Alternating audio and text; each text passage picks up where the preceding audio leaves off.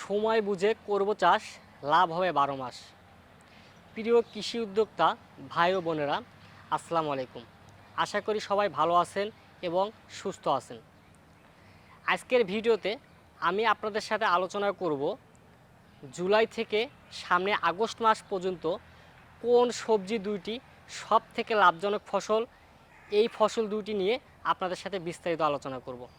আশা করি ভিডিওটি না টেনে অবশ্যই শেষ পর্যন্ত দেখবেন এবং যারা আমাদের ইউটিউব চ্যানেল এবং ফেসবুক পেজটি এখনও সাবস্ক্রাইব করেননি অবশ্যই সাবস্ক্রাইব করে রাখবেন।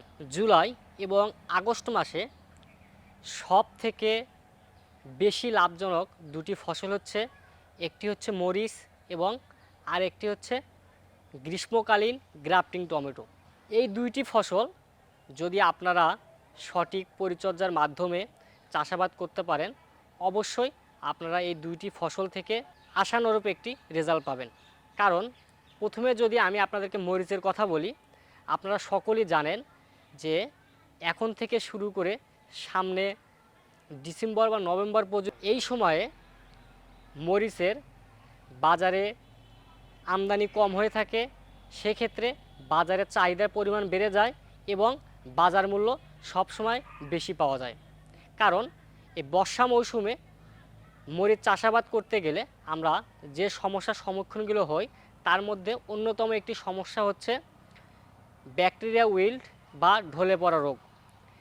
এই দুইটি রোগের কারণে অনেক কৃষক ভালোভাবে গাছ টিকে রাখতে পারে না, বিধায় মরিচের বাজার দরগুলো কিন্তু বেশি হয়ে যায়। সেজন্য আমরা যারা এই সময়ে মরিচ চাষাবাদ করার কথা ভাবছি তাদের জন্য প্রথমেই নির্বাচন করতে হবে সঠিক একটি জমি, যে জমিতে অতি সহজে বৃষ্টির পানি জমবে না এবং বন্যার পানি উঠবে না এবং দ্রুত সময়ে পানি নিষ্কাশন হয়ে যায়, এরকম জমি সিলেকশন করে কিন্তু আপনাকে চাষাবাদগুলো করতে হবে। তারপরে যে বিষয়টি এটি হচ্ছে মাটি নির্বাচন।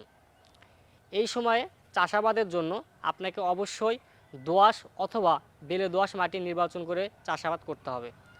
তার পরবর্তী যে ধাপ সেটি হচ্ছে আমরা যারা মালচিং ছাড়া এই সময়ে মরিচ চাষাবাদ করে থাকি সেক্ষেত্রে কিন্তু আমাদের ব্যাকটেরিয়া উইল্ট বা ঢলে পড়া রোগের আক্রমণ বেশি দেখা যায়। কারণ সে সময়ে মাটি স্যাঁতস্যাঁতে অবস্থায় থাকে, বিধায় এই রোগগুলো বেশি আক্রমণ করে থাকে। সেজন্য মরিচ চাষাবাদের ক্ষেত্রে আমাদেরকে এই সময় অবশ্যই মালচিং পেপারের মাধ্যমে কিন্তু চাষাবাদ করতে হবে। তার পরবর্তী যে বিষয়, যখন আমরা জমি প্রস্তুত করব, জমি প্রস্তুত করার সময় জৈব সারের সাথে আমাদেরকে অবশ্যই মাটি শোধন করার জন্য পিজি ট্রাইকোডার্মা অথবা ডোলোচুন ব্যবহার করতে হবে। কারণ যদি আপনি এই দুইটি পণ্য দিয়ে মাটি ভালোভাবে শোধন করে নেন সেক্ষেত্রে কিন্তু এই রোগের আক্রমণ 70 থেকে 80% কমে যায়। তার পরবর্তী যে বিষয়টি এটি হচ্ছে জাত নির্বাচন। কারণ এই সময়ে যদি আপনি সঠিকভাবে জাতটি নির্বাচন করতে না পারেন সেক্ষেত্রে কিন্তু আপনি একটি বিশাল বড় লসের সম্মুখীন হবেন। সেজন্য এই সময় যারা মরিচ চাষাবাদ করবেন তাদের জন্য আমি কয়েকটি জাতের নাম বলবো, এই জাতগুলো আপনারা সিলেকশন করে চাষাবাদ করবেন। প্রথমত বিজলি প্লাস 2020, বিজলি, সানড্রপ, সুপারহট এবং প্রিমিয়াম, এই কয়েকটি জাত আপনাকে নির্বাচন করে আপনাকে এই মরিচগুলো চাষাবাদ করতে হবে। জাত নির্বাচনের পরে আরেকটি বিষয়, সবথেকে গুরুত্বপূর্ণ বিষয়, এটি হচ্ছে সুস্থ সবল একটি চারা। এই বর্ষা মৌসুমে আমরা যখন নিজে চারা উৎপাদন করতে যাই বা বিভিন্ন জায়গা থেকে মাটিতে তৈরি করা টানা চারাগুলো যখন আমরা মূল জমিতে রোপণ করি সেক্ষেত্রে দেখা যায় অতিরিক্ত বৃষ্টি এবং তাপমাত্রার কারণে আমাদের কিন্তু অধিকাংশ চারাগুলো জমিতে নষ্ট হয়ে যায়। সেজন্য চারার ক্ষেত্রে আমাদেরকে বিশেষ গুরুত্ব দিতে হবে।